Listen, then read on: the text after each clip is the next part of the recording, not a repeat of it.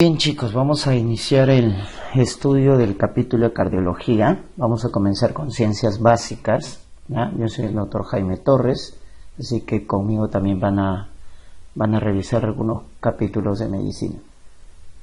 Vamos a comenzar con anatomía, algunos datos importantes, como por ejemplo en la parte de histología, ¿ya? Recordar que el tejido muscular cardíaco tiene ciertas características, ¿no? Para comenzar, que su tejido es estriado, igual que el músculo esquelético, ¿no? Tiene estrías y eso comparte con el músculo esquelético, tiene 1 a 2 núcleos, ¿no es cierto? Y vamos a ver que una característica ya particular del miocito cardíaco es que tiene discos llamados discos intercalados. Estos discos intercalados, chicos, permiten que los miocitos se conecten eléctricamente, ¿ya? Son uniones gap, ¿correcto? Así se llama, discos intercalados. Entonces estos discos intercalados, también llamados uniones gap, permite la comunicación eléctrica entre miocito y miocito, de tal manera que puede actuar como un sinsitio, es decir, como un todo. ¿Correcto? Cuando un miocito se despolariza, a continuación, como un efecto de dominó, todos se empiezan a despolarizar, ¿ya? Todos se empiezan a despolarizar. Muy bien, ¿cuáles son sus capas? Recuerden que sus capas de adentro hacia afuera, entonces van a ser adentro, tenemos el endocardio, ¿no es cierto? El endocardio, esa viene a ser la capa más interna, es la zona más sensible a la hipoxia, ¿no? La zona más sensible a la hipoxia es justamente debajo del endocardio, porque está más lejos de la irrigación arterial. La capa más gruesa es el miocardio, ¿ya? La capa más gruesa es el miocardio, que viene a ser el tejido muscular que estamos comentando, ¿ya? Esa es la capa más gruesa. Luego tenemos por acá el epicardio, ¿no es cierto? El epicardio, que es la zona más externa. Y lo que cubre, ¿no es cierto?, la membrana que cubre a lo que viene a ser el corazón propiamente dicho, recuerden, es el pericardio, ¿ya? El pericardio se clasifica a su vez en pericardio fibroso y pericardio seroso. El fibroso es la parte más externa, ¿no es cierto?, que permite la protección del corazón. Y el seroso, recuerden que tiene 2 hojas, la hoja visceral y la hoja parietal. Doctores, la hoja visceral del pericardio seroso no es lo mismo, no quiere decir que sea una capa diferente, sino que es lo mismo que el epicardio, ¿correcto? La hoja visceral del pericardio seroso, repito, es el epicardio, ¿ya? Y la hoja parietal, ¿no es cierto?, es la que tiene inervación. Entonces, cuando hay una pericarditis, el dolor se transmite a través de la hoja visceral, parietal, porque la hoja parietal tiene inervación, ya tiene terminaciones nerviosas. Entonces es lo que transmite el dolor, ¿ya? Entonces duele por la hoja parietal, no por la visceral, ¿ya? Esos 2 datos tienes que acordarte, que la hoja parietal está inervada y la hoja visceral no es lo mismo que el epicardio, es lo mismo, ¿correcto? Es lo mismo. Y entre ambos se dan cuenta que hay un espacio, el espacio pericárdico, donde hay líquido, ¿ya? Líquido pericárdico de 10 a 30 mililitros, ¿no? De 10 a 30 mililitros. Cuando ya es más de 50 mililitros, hablamos de un derrame pericárdico. Cuando es más de 50 mililitros, hablamos de un derrame pericárdico. Muy bien, eso en cuanto al tejido, ¿correcto? Luego vamos a hablar acá de las cavidades, ¿correcto? De las cavidades, y vamos a comenzar con lo que viene a ser la aurícula derecha, ¿ya? Recuerden que las cavidades derechas están más anteriores, ¿ya?, que las cavidades izquierdas, que son más posteriores. Entonces, como pueden ver acá, la aurícula derecha tiene una parte lisa, que es el tabique, y una parte rugosa, ¿ya? Esa parte rugosa, recuerden, se produce se da por los músculos pectíneos. Músculos pectíneos es el que da la parte rugosa. Y la parte lisa es el tabique, ¿no? Recuerden que en la aurícula derecha, ¿qué vasos desembocan? Acá está desembocando la vena cava superior, acá está desembocando la vena cava inferior, ¿no es cierto? Y acá hay una válvula, que te debes acordar. En la vena cava inferior tienes la válvula de Eustaquio. Válvula de Eustaquio, si te preguntaran. Y también, no se deja ver acá, drena el seno venoso coronario. Principal vena, ¿no?, del corazón. Seno venoso coronario, donde van a confluir la vena cardíaca menor, la media y la magna, ¿ya? Y la válvula, recuerden, del seno venoso es la válvula de Tevesio. Válvula de Tevesio, ¿ya? Muy bien, ese es el seno venoso coronario. También drena en lo que viene a ser la aurícula derecha. Y también unas venas independientes, que son las venas cardíacas anteriores. Venas cardíacas anteriores. Entonces, esos 4 venas drenan en la aurícula derecha, ¿ya? La vena cava superior, la inferior, seno venoso, venas cardíacas anteriores. Y acá tienen que recordarse de un triángulo, ¿ya? De un triangulito. ¿Por qué? Porque se forma entre la válvula tricúspide, ahí está la válvula tricúspide que separa las cavidades derechas, la válvula de Tevesio del seno venoso y lo que viene a ser el tendón de Todaro. Tendón de Todaro, así se llama. Doctores, ese triángulo se llama el triángulo de Koch. Triángulo de Koch. Repito, válvula tricúspide, válvula Tevesio y el tendón de Todaro. Contenido, ahí está nuestro segundo marcapaso, el nodo aurículo ventricular. El nodo aurículo ventricular. Porque el nodo sinusal está en el techo de la aurícula derecha, justo a la desembocadura de la vena cava superior. ¿Ya? Ahí está en el techo lo que viene a ser el nodo sinusal. ¿Ya? Y acá tienen la orejuela, ¿no? La orejuela derecha, que es más ancha, más angosta, como vamos a ver en comparación a la orejuela izquierda. ¿Ya? A la orejuela izquierda. Muy bien, miren acá la aurícula izquierda, como pueden ver, es más posterior. Es la cavidad más posterior. ¿Correcto? Es la cavidad más posterior. Está atrás la aurícula izquierda. ¿Quién desemboca en la aurícula izquierda? Las 4 venas pulmonares, que están trayendo sangre oxigenada. Recuerden que la vena pulmonar y la vena umbilical son las que transportan oxígeno. Son la excepción, ¿no? Porque los que llevan oxígeno son las arterias. Pero la vena pulmonar y la vena umbilical llevan oxígeno. Entonces desembocan las 4 venas pulmonares en la aurícula izquierda. Y no se deja ver muy bien, pero la orejuela del lado izquierdo, doctores, la orejuela del lado izquierdo es más pequeña, más angosta en comparación a la aurícula derecha. Por lo tanto, tiene más riesgo de éstasis sanguínea y por lo tanto tiene más riesgo de formar trombos, los famosos trombo mural. El trombo mural es aquel que se forma en las cavidades cardíacas. Entonces, cuando te pregunten cuál es la localización más frecuente de trombo mural, es en la cavidad de la aurícula izquierda, ¿no? Y recuerden que acá está el origen en la aurícula izquierda. Cuando se fibrosa, cuando se dilata, se origina esta arritmia, la arritmia más frecuente en la práctica clínica, que es la fibrilación auricular, ¿no es cierto? Fibrilación auricular. Su origen es en la aurícula izquierda, por focos ectópicos, por micro reentradas. ¿Cuándo se produce esto? Cuando la aurícula izquierda se fibrosa, se dilata, aparece esta arritmia, ¿no? Por eso es típica de adultos mayores. Luego tenemos por acá el ventrículo derecho, ¿ya? En el ventrículo derecho podemos ver, ¿no es cierto?, la presencia también de una parte lisa y una parte rugosa. ¿Ya? La parte lisa se llama infundíbulo pulmonar. Infundíbulo pulmonar, que como pueden ver está justamente con la válvula pulmonar, ¿no? A nivel del, o sea, es el tracto de salida, ¿correcto?, del ventrículo derecho.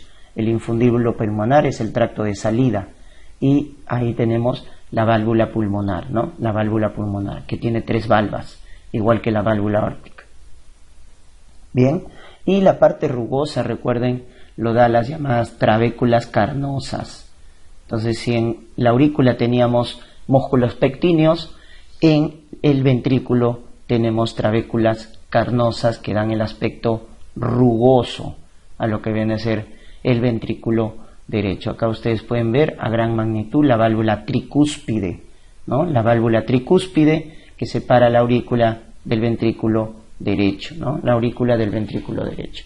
Como pueden ver, está todo su aparato valvular que va a favorecer su cierre adecuado, como por ejemplo los músculos papilares, ¿no? Estos montículos que ven son los llamados músculos papilares. El más pequeño está en el tabique, miren, ese músculo papilar se llama músculo de Luschka, por si acaso.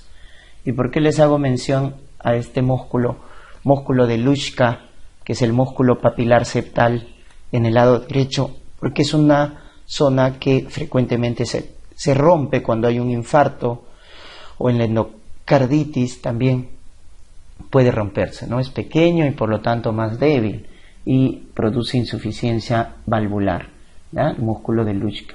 Muy bien, y también acá ven una estructura, ¿no?, que parece un puente, ¿ya?, y que viene a ser la llamada banda moderadora. La banda moderadora. Chicos, la banda moderadora, o también llamado fascículo arqueado, porque es importante que recuerden, porque por ahí pasa la rama derecha de las de His, ¿ya? Rama derecha de las de His. Por eso la importancia de la banda moderadora, fascículo arqueado, también le llaman trabécula septomarginal, ¿ya? Banda moderadora, fascículo arqueado o trabécula septomarginal. Por ahí pasa la rama derecha de las de His, la rama derecha de las de His. Muy bien. También tenemos por acá lo siguiente, lo que viene a ser el ventrículo izquierdo, ¿correcto? Ventrículo izquierdo. Ventrículo izquierdo es, desde el punto de vista mecánico, la cavidad más importante, ¿no? Porque es el que va a bombear la sangre a toda la circulación sistémica. Recuerden su capacidad es 120 mililitros, el grosor de su pared es 9 a 10 milímetros. Cuando es más de 15 ya hablamos de hipertrofia, diferente del ventrículo derecho, cuyo grosor es 4 a 5 milímetros. El ventrículo izquierdo tiene mayor grosor, más resistencia, mayor capacidad en relación al bombeo de sangre, ¿no? Al bombeo de sangre. Y acá pueden ver la válvula mitral, ¿correcto? La válvula mitral tiene solo dos valvas, ¿correcto? Anterior, posterior, y separa las cavidades izquierdas, ¿no? Lo que viene a ser la aurícula izquierda del ventrículo izquierdo. La válvula mitral también tiene sus músculos, como pueden ver ahí, papilares, y sus llamadas cuerdas tendinosas, ¿no? Ese es el aparato. Músculos papilares, cuerdas tendinosas, anillo valvular, que le permiten un adecuado cierre durante el ciclo cardíaco, ¿no? Entonces, la cavidad más importante desde el punto de vista mecánico es el ventrículo izquierdo. Muy bien, y acá tenemos las válvulas, ¿correcto? Las válvulas cardíacas. Recuerden, las válvulas están hechas de tejido conectivo denso, ¿ya? Tejido conectivo denso. Y tienen que tener una buena consistencia para el adecuado cierre y de esa manera evitar el reflujo, ¿no es cierto? O el flujo retrógrado. ¿Quién evita el flujo retrógrado? Las válvulas, ¿correcto? Entonces tenemos las más grandes, llamadas aurículo-ventriculares, luego las más pequeñas, las llamadas semilunares, o también llamadas sigmoideas, ¿verdad? Semilunares o sigmoideas. Entonces tenemos las aurículo-ventriculares y las semilunares o sigmoideas, ¿correcto? Muy bien. Por acá podemos ver en el lado derecho, ¿no es cierto? En el lado derecho tenemos la válvula tricúspide, ¿correcto? Este es el lado derecho, ¿ya? Y en el lado izquierdo tenemos la válvula mitral, ¿correcto? Válvula tricúspide, válvula mitral. De esa manera se clasifica las válvulas auriculoventriculares. Y luego por acá tenemos la válvula aórtica y la válvula pulmonar, ¿correcto? Válvula aórtica y válvula pulmonar. En la válvula pulmonar, como pueden ver, y en la aórtica tienen tres valvas, ¿no? En el caso de la válvula pulmonar, recuerden, tienen la valva anterior, la valva derecha y la valva izquierda. En el caso de la válvula aórtica, tienen la valva derecha, la valva izquierda y la valva posterior. Y quiero que se fijen este detalle, miren, ¿no? Este detalle. De la valva derecha está saliendo la arteria coronaria derecha. Y de la valva izquierda está saliendo la arteria coronaria izquierda. O sea que la valva derecha e izquierda de la válvula aórtica son coronarias. ¿Cuál no es coronaria? La valva posterior. ¿ya? La valva posterior no es coronaria, ¿ya? Esto de acá se llama trígono fibroso derecho. Ahí quien se ubique el haz de His, ¿ya? En el trígono fibroso derecho se ubica el haz de His. ¿Estamos? Muy bien. Ese es el componente entonces de lo que viene a ser las válvulas cardíacas, ¿no? Es el componente de las válvulas cardíacas. Muy bien. Vamos a ver ahora la arteria coronaria como tal. Es muy importante conocer las ramas, ¿ya? Entonces vamos a comenzar con este de acá, que es el más importante, el tronco coronario izquierdo, ¿ya? Saben que las arterias coronarias nacen de las valvas de la válvula aórtica, ¿no? La derecha y la izquierda. Entonces de la izquierda nace el tronco coronario izquierdo, que recorre 1 a 2 centímetros y luego se bifurca, ¿no? En sus dos ramas. Para la cara lateral, recuérdate la circunfleja, ¿ya? La circunfleja. Y para la cara anterior, la descendente anterior. Entonces cuando te digan ¿quién irriga la cara lateral? La circunfleja. ¿Quién irriga la cara anterior o anteroseptal? La descendente anterior, ¿correcto? Descendente anterior y circunfleja. Como pueden ver, estas de acá van a dar ramas, ¿correcto? Varias ramitas. Si te dicen de la circunfleja, la rama es la marginal izquierda, ¿no? Marginal izquierda. De la descendente anterior tenemos las diagonales, tenemos las septales anteriores, para el septum, ¿no? Septal anterior. ¿Ya? Eso es la importancia de estas dos ramas que vienen del tronco coronario izquierdo. En el caso del lado derecho, acá podemos ver la arteria coronaria derecha. La arteria coronaria derecha va dando ramitas, miren, rama para el nodo sinusal, para el nodo AB. Ojo, la arteria coronaria derecha es desde el punto de vista eléctrico el más importante, porque irriga a nuestros marcapasos, al nodo sinusal, al nodo AB, dependen de la arteria coronaria derecha. ¿Estamos? Eso les pueden preguntar, ¿eh? ¿Quién irriga los marcapasos? La arteria coronaria derecha, ¿ya? La arteria coronaria derecha. En cambio, la izquierda es la más importante desde el punto de vista mecánico, porque irriga, pues, como está en el lado izquierdo, la mayor parte del ventrículo izquierdo. Por lo tanto, es el más importante desde el punto de vista mecánico, ¿ya? Y luego la derecha, como pueden ver acá, se va hacia atrás y da una rama que es la descendente posterior. Y eso se llama dominancia cardíaca derecha, ¿correcto? Dominancia cardíaca derecha. Cuando ustedes les pregunten ¿cómo es la dominancia cardíaca más frecuente? La dominancia cardíaca más frecuente, chicos, 70-80% es derecha. ¿Y por qué? Porque la descendente posterior, es el que da la dominancia, depende de quién, de dónde nace, de la coronaria derecha. En la mayoría de los casos, 70-80%. Pero hay un 20% que la descendente posterior nace de la circunfleja. Ahí se llama dominancia izquierda. Dominancia izquierda. Pero es lo más raro, 10-20%. Lo más frecuente es que la descendente posterior nazca de la coronaria derecha. Y como pueden ver, la descendente posterior va hacia atrás, por lo tanto irriga la cara inferior y la cara posterior del corazón. La cara inferior, también llamada diafragmática, y la cara posterior dependen de la descendente posterior, ¿ya? De la descendente posterior. Muy bien, esa es la irrigación que tienen que acordarse. Recuerden que el flujo arterial coronario se da en diástole. El corazón se nutre en diástole, doctores, ¿no? Muy bien. Entonces, esta es pregunta examen, ¿eh? Les dije, el nodo sinusal está irrigado por la coronaria derecha, nuestro marcapaso. No solo el nodo sinusal, también el nodo AB, el haz de His, etc. Doctores, cuando les pregunten del flujo venoso, el flujo venoso sí se da en sístole, el flujo venoso. Entonces, el flujo arterial en diástole, por eso el corazón se nutre en diástole, el flujo venoso en sístole, ¿no? Miren, acá tienen el seno venoso coronario, el seno venoso coronario. Y ahí está irrigando, ¿no? Las venas cardíacas, la vena cardíaca media, la vena cardíaca mayor, ¿correcto? La vena cardíaca menor, por ahí están, van a drenar ¿no es cierto?, en el seno venoso. La vena cardíaca media, la mayor, la menor, y acá miren las venas que drenan directamente en la aurícula derecha. No pasan por el seno venoso, lo que viene a ser las venas cardíacas anteriores, ¿ya? Venas cardíacas anteriores, doctores, ¿ya? Muy bien. Esas drenan directamente en la aurícula derecha, no pasan por el seno venoso, ¿ya? Las venas cardíacas anteriores.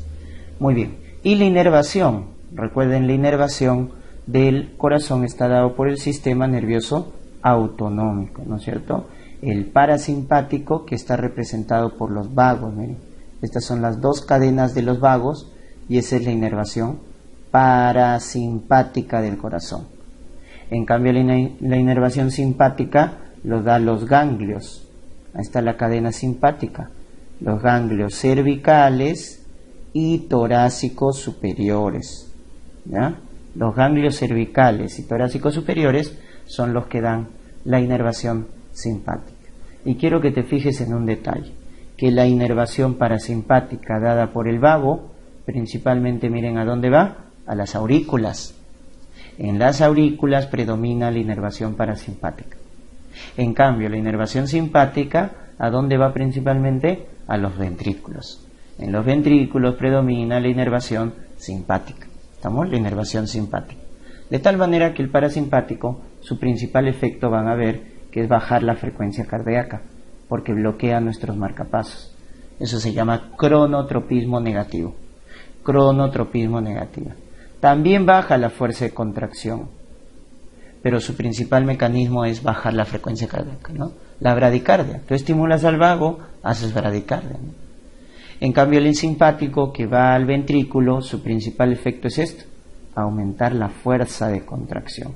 O sea, su principal efecto es ionotropismo positivo. Ionotropismo positivo. También aumenta la frecuencia cardíaca. Se hace taquicardia, cronotropismo positivo. Pero su principal efecto es aumentar la fuerza de contracción, ¿ya? Ese es el dato. Muy bien. Eso es entonces con respecto al corazón. Vamos con los vasos. Los vasos, recuerden, tienen tres capas. La capa más interna se llama íntima, donde está el endotelio, ¿no? El endotelio, que es un epitelio escamoso, muy importante la función endotelial para el buen funcionamiento de los vasos, del flujo sanguíneo, ¿no es cierto? Luego tenemos la capa media, que es la capa muscular, ¿no? La capa muscular tiene músculo liso. Y la capa más externa, que viene a ser la serosa. La capa más externa, ¿no es cierto?, que viene a ser la adventicia. Adventicia tiene los vasos, ¿ya, doctores? Muy bien.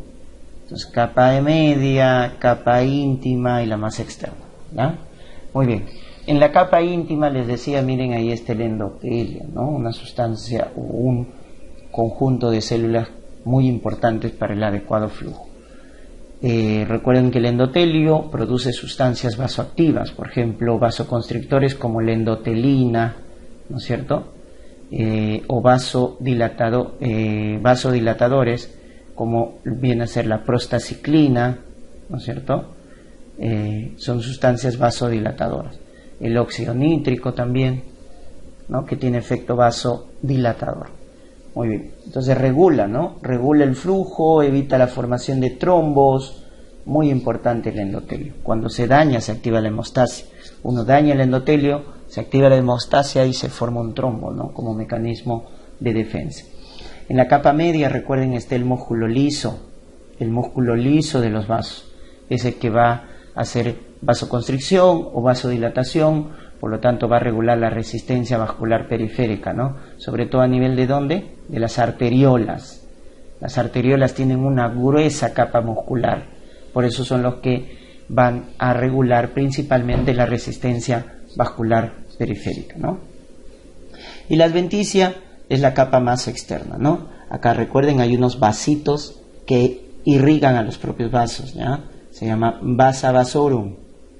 Vasa vasorum. ¿Cómo se llaman los vasos que irrigan a los vasos? Vasa vasorum. Están pasando por la capa más externa, que viene a ser la adventicia. Los vasos tienen inervación principalmente, doctores, simpática, por eso hay un tono vascular.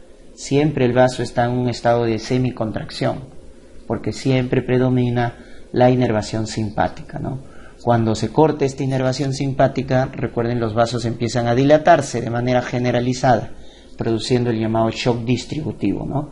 Por eso, una causa de shock distributivo es el neurogénico.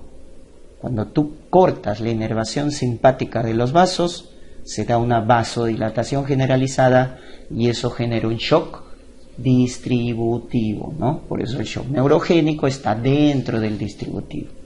Muy bien, vamos a comparar los tres tipos de vasos, ¿no? Por acá tienen la arteria, por acá tienen la vena y por acá tienen los que unen arterias con venas, que son los capilares, ¿ya? Arteria, vena, capilares. Arteria, vena, capilares. Muy bien, en el caso de las arterias, recuerden que estos son reserva de presión. En cambio en la vena son reserva de volumen. Si te das cuenta, la luz de las venas es más grande que la de las arterias. Pero las arterias llevan oxígeno, ¿no? Las venas llevan principalmente CO2, ¿ya? Hay más venas que arterias. Hay más venas que arterias. La excepción es en el cordón umbilical. Ese es el clásico ejemplo de excepción. ¿Por qué? Porque en el cordón umbilical, si tú te recuerdas, hay dos arterias umbilicales y una vena.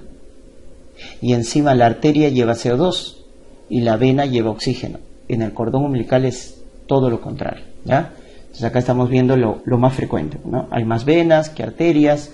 La arteria lleva oxígeno, la vena CO2, la arteria es reserva de presión y la vena es reserva de volumen. ¿Qué predomina en la arteria? En la arteria predomina la capa media, la capa muscular lisa, ¿no es cierto? Sobre todo en las arteriolas, que son los que regulan la resistencia vascular periférica, ¿ya? Y predominan también las fibras de colágeno, ¿ya? En su capa media, y eso que la hace resistentes. Porque la arteria no colapsa, doctores. La arteria no colapsa, porque tiene fibras colágenas y una gruesa capa muscular. En cambio en la vena predomina la capa adventicia, la más externa, y en su capa media tiene fibras elásticas, porque la importancia de la vena es ser reserva de volumen, entonces tiene que ser elástica. Las venas son elásticas, doctores, tienen mayor capacitancia, tienen distensibilidad, porque tienen que almacenar volumen, ¿correcto? Entonces si te preguntan ¿quiénes son elásticas? Las venas, para almacenar volumen.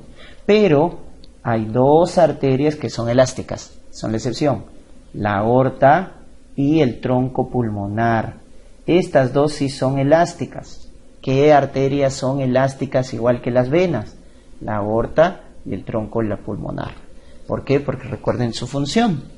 Tienen que almacenar volumen, ¿no? El corazón izquierdo le entrega a la aorta volumen y el derecho al tronco arterial pulmonar. Entonces tienen que ser elásticas, porque tienen que almacenar. Esa es la excepción. Porque en el resto de los casos, los vasos que son elásticos son las venas, para tener mayor capacitancia, mayor distensibilidad, ¿ya? Entonces esa es la diferencia entre lo que viene a ser arterias y lo que viene a ser venas, ¿no? Venas. Muy bien. Entre las arterias y las venas tenemos los capilares, ¿no? Entonces por acá está llegando la arteria, capilares, y por acá salen las venas, ¿ya? Y recuérdate, ¿dónde hay esfínter? ¿En el lado arterial o en el lado venoso? En el lado arterial, ¿ya? En el lado arterial hay esfínter para regular la entrada de sangre, para regular la entrada de presión. Ese esfínter precapilar se llama esfínter de Jacobi, doctores. Muy importante porque va a regular, como les estoy comentando, la entrada de flujo, la entrada de presión. Si no hubiera ese esfínter, si la arteria tiene mucho volumen o mucha presión, todo eso llegaría a los capilares y dañaría los capilares, ¿ya? En el lado venoso no hay esfínter, en el lado arterial. Bien, y revisando los tipos de capilares, tenemos tres tipos, ¿no? Los continuos, tenemos los capilares llamados fenestrados, porque tienen poros, y los llamados capilares discontinuos o también llamados sinusoidales, ¿ya? Sinusoidales. Muy bien, en los capilares continuos, miren, estos no tienen poros, no hay fenestras, generalmente están formando barreras, está en el sistema nervioso central, en el tejido conectivo, en el músculo, ¿correcto? Estos son los que tienen capilares continuos, ¿ya? Formando barreras. En cambio, cuando ya tienen poros, se llaman capilares fenestrados. Tienen poros con un diafragma que lo regula, ¿correcto? ¿Esto dónde lo vemos? Lo vemos en el intestino, lo vemos en el páncreas, en las glándulas, etc. Ahí tenemos capilares fenestrados, pero obviamente tienen lo que viene a ser poros, ¿no? Con diafragma que lo regula. En el riñón, ¿no? Tenemos estos capilares fenestrados, ¿no? El glomérulo, por ejemplo, es un clásico ejemplo. Y acá los discontinuos o sinusoidales. Estos tienen poros grandes y no tienen diafragma. Esa es la diferencia. En el fenestrado hay poros con diafragma. En el discontinuo sinusoidal hay poros sin diafragma y lo vemos en los órganos linfoides, como el ganglio linfático, el vaso, en el hígado, clásico ejemplo de los sinusoides, ¿no? Sinusoides hepáticos. Ganglio, vaso, hígado. Ahí vamos a encontrar los capilares sinusoidales. Recuerden que los capilares tienen como función, ¿correcto? Tienen como función hacer el intercambio de sustancias, ¿no? Entonces, ¿qué característica deben tener los capilares? Son los que tienen la mayor velocidad de flujo, velocidad de flujo. El que tiene la menor velocidad de flujo son los capilares. Entonces, la circulación tiene que ser lenta, ¿para qué? Para que pueda haber intercambio. Por el lado arterial, la arteria deja oxígeno, nutrientes, y por el lado venoso recoge CO2, recoge desechos, ¿no es cierto? O sea, hay una filtración por el lado arterial que filtra oxígeno, nutrientes, y por el lado venoso hay una reabsorción, ¿ya? De CO2 y materiales de desecho.